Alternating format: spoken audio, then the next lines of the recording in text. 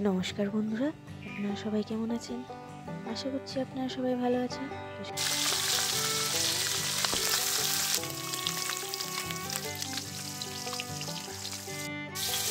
তো মাছ ভাজা তো হয়ে গেছে। তো মাছটা হবে এই আলু দিয়ে, মাছের ঝোল হবে। আলুটাও লাল লাল করে ভাজা হয়ে গেছে। এবারে লবণ আর হলুদ দিয়ে পরিমাণ মতন জল দিয়ে দেবো, যাতে আলুগুলো ভালোভাবে সেদ্ধ হয়ে যায়। আর এই যে এইদিকে আর একটা হচ্ছে আলু দিয়ে, শিম দিয়ে আর বেগুন দিয়ে টমেটো দিয়ে একটা ঝোল হবে, মানে অল্প করে তরকারিটা হবে। এটা নিরামিষ, আর এটা হচ্ছে আমিষ মাছ দিয়ে। এটাই মাছ দেবো না। তো এই যে লবণ হলুদ দিয়ে দিয়েছি, এবারে জল দিয়ে দেবো।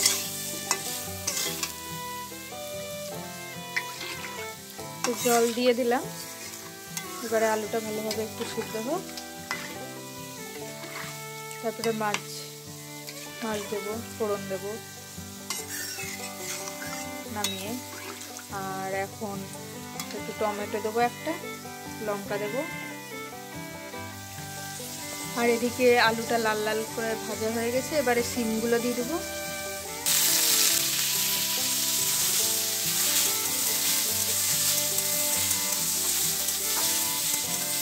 এবারে লবণ হলুদ দিয়ে এটাতেও জল দিয়ে দেবো।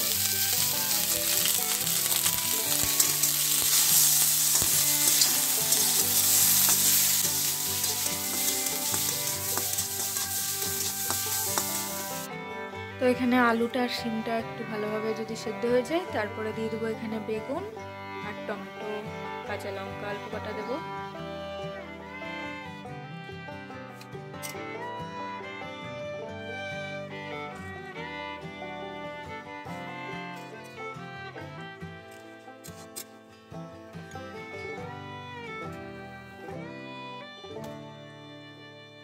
আর আজকে হবে এই যে বেথর